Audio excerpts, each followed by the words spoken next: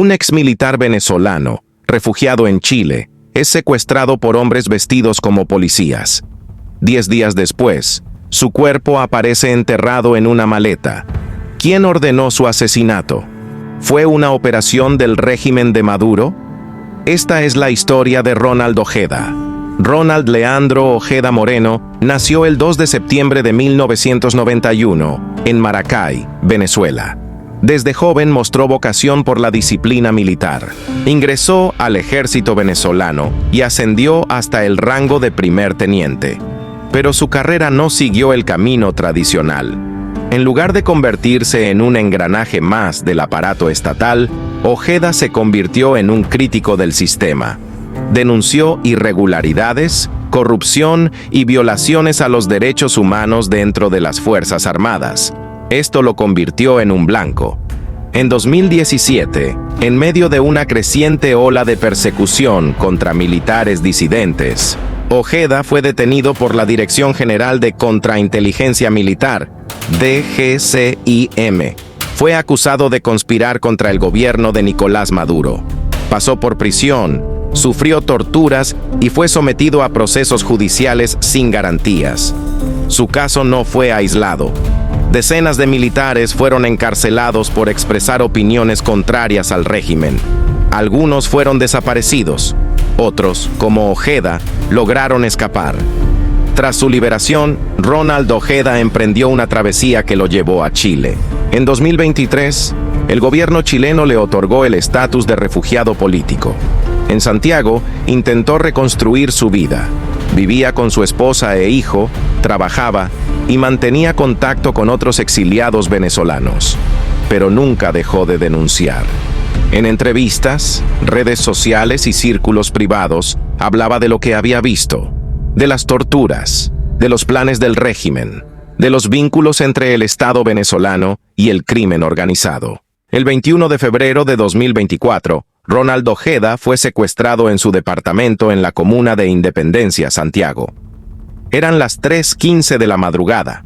Los secuestradores vestían uniformes falsos de la Policía de Investigaciones de Chile, PDI. Entraron al edificio con seguridad, subieron al departamento y lo sacaron por la fuerza. Las cámaras de seguridad captaron el momento. No hubo disparos, no hubo resistencia. Fue una operación limpia, rápida, profesional. La noticia del secuestro se difundió rápidamente. Medios chilenos y venezolanos comenzaron a cubrir el caso. La familia de Ojeda denunció que se trataba de una operación política. Organizaciones de derechos humanos exigieron respuestas. El gobierno chileno activó protocolos de búsqueda. Pero los días pasaban y no había rastro de Ronald. El 1 de marzo de 2024, su cuerpo fue encontrado en una maleta enterrada bajo cemento en un campamento en la comuna de Maipú. Presentaba signos de tortura. La Fiscalía chilena activó el protocolo de Minnesota, utilizado en casos de ejecuciones extrajudiciales. La evidencia apuntaba a un crimen planificado, con motivaciones políticas. No era un robo, no era un ajuste de cuentas común, era una ejecución. Las investigaciones revelaron vínculos con el grupo criminal Tren de Aragua, una organización transnacional originada en Venezuela. El Tren de Aragua comenzó como una banda carcelaria en el estado Aragua, pero con el tiempo se expandió a otros países. Hoy tiene presencia en Colombia, Perú, Ecuador, Chile y Brasil. Se dedica al narcotráfico, extorsión, trata de personas y sicariato, pero también ha sido vinculado con operaciones encubiertas del régimen venezolano. Uno de los sospechosos del asesinato de Ojeda fue identificado como el Gordo Alex, presunto líder de una célula del Tren de Aragua en Chile.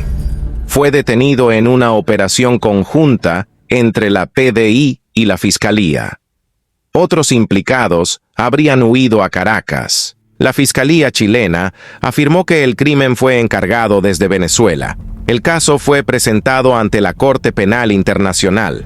El asesinato de Ronald Ojeda no solo estremeció a Chile, también expuso los alcances del crimen organizado y la persecución política más allá de las fronteras venezolanas.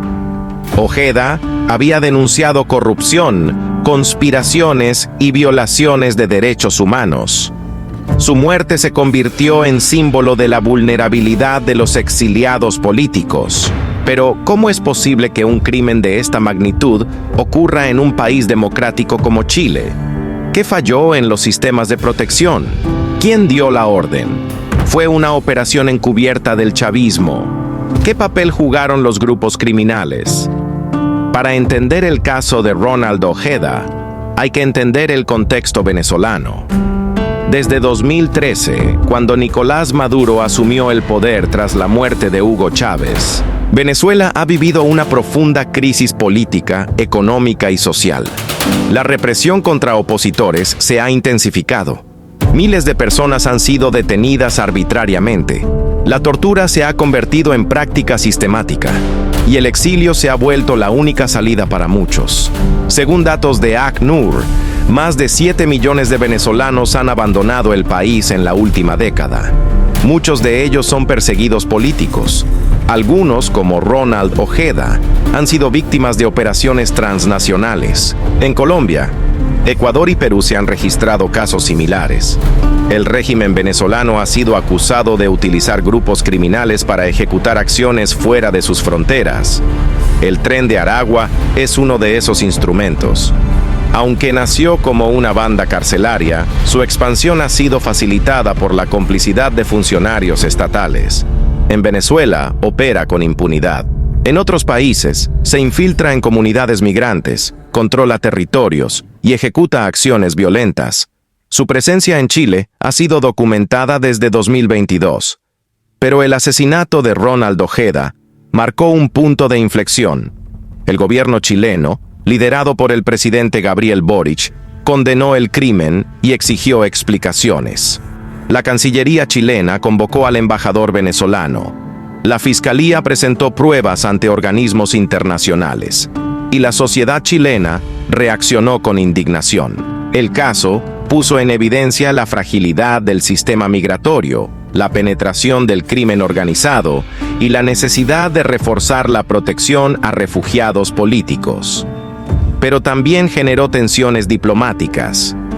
El gobierno venezolano negó cualquier vinculación con el crimen, acusó a Chile de politizar el caso y defendió la legitimidad de sus instituciones. Sin embargo, las pruebas presentadas por la Fiscalía chilena apuntaban en otra dirección.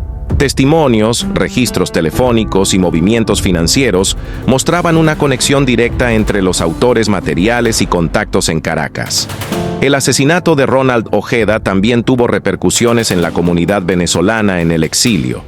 Muchos refugiados comenzaron a denunciar amenazas. Otros se organizaron para exigir mayor protección.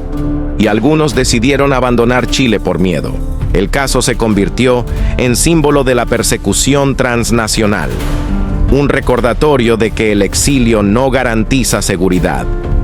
Hoy, el caso sigue abierto. Las preguntas persisten. ¿Quién dio la orden? ¿Fue una operación encubierta del chavismo? ¿Qué papel jugaron los grupos criminales? ¿Cuántos más están en riesgo? Lo cierto es que Ronald Ojeda fue silenciado, pero su historia sigue resonando como un llamado urgente a la justicia. Su crimen no fue solo un asesinato, fue un mensaje. Un recordatorio de que incluso en el exilio, los tentáculos del poder pueden alcanzar a quienes se atreven a hablar. Este contenido fue producido por Catatumbo, tu canal de análisis político y actualidad latinoamericana. Si te impactó esta historia, suscríbete y activa la campanita para no perderte nuestras próximas investigaciones.